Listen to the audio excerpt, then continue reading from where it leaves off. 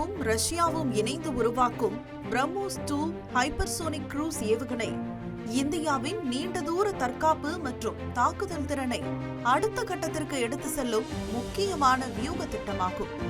நிலம், கடல் மற்றும் வான்வழியாக எதிரிகளின் இலக்குகளை துல்லியமாக தாக்கும் வகையில் வடிவமைக்கப்பட்டு வரும் இந்த ஏவுகணை ஸ்கிராம்ஜெட் எந்திரம் மற்றும் மேம்பட்ட வழிகாட்டுதல் தொழில்நுட்பத்துடன் உருவாக்கப்பட்டு வருகிறது.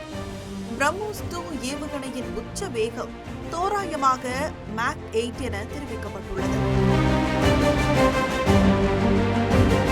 மாக் 8 என்பது மணிக்கு தோராயமாக 9800 கிலோமீட்டர் வேகத்திற்கும் மேல் செல்லும் திறன் கொண்டது.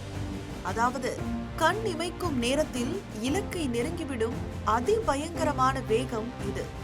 இவ்வளவு அதிவேகத்தில் ஏவுகணை வருவதை எதிரியின் ரேடார்கள் கண்டுபிடித்தாலும் அது தாக்குவதற்குள் தற்காப்பு நடவடிக்கைகளை எடுக்கவோ அல்லது சுதாரித்துக் கொள்ளவோ எதிரி நாட்டு ராணுவத்திற்கு சில வினாடிகள் மட்டுமே அவகாசம் கிடைக்கும். இதனால் எதிரிகளால் தப்பிக்கவே முடியாது.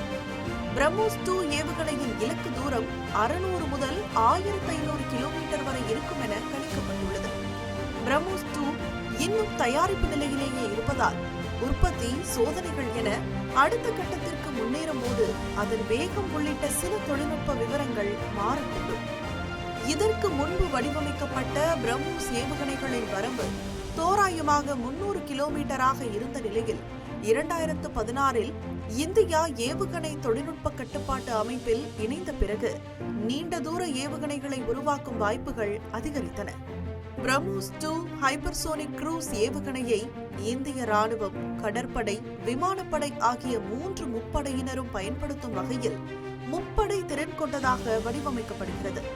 இந்த ஏவுகணையை தரைப்படையினர் நிலத்தில் உள்ள ஊர்திகள் மூலமாகவும், விமானப்படையினர் சுகோய் 30 MKI ரக போர் விமானங்கள் மூலமாகவும், கடற்படையினர் போர் கப்பல்கள் மூலமாகவும் தங்களின் தேவைக்கேற்ப எங்கிருந்து வேண்டுமானாலும் இலக்கை நோக்கி செலுத்தலாம். இந்த ஏவுகணையின் மிகப்பெரிய பலம் அதன் ஸ்கிராம்ஜெட் என்ஜின் எனப்படும் காற்று சுவாசிக்கும் எந்திரமாகும். இது பறக்கும் போது வளிமண்டலத்தில் உள்ள ஆக்சிஜனை பயன்படுத்துவதால் அதிக எடையுள்ள ஆக்சிஜன் சிலிண்டர்களை சுமந்து செல்ல வேண்டிய அவசியமில்லை. இதனால் நீண்ட தூரத்திற்கு ஹைப்பர்சோனிக் வேகத்தை வெற்றிகரமாக தக்க வைக்க முடியும்.